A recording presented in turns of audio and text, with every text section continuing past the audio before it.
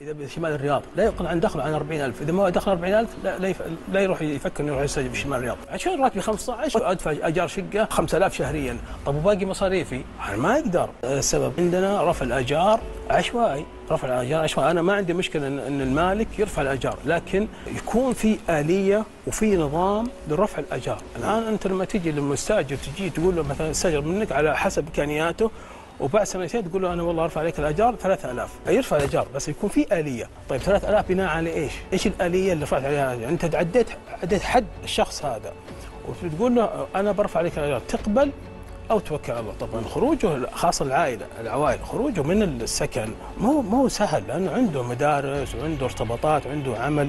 فانك اما اني ارفع عليك الاجار او تطلع بدون اليه، هذه هنا اشكاليه.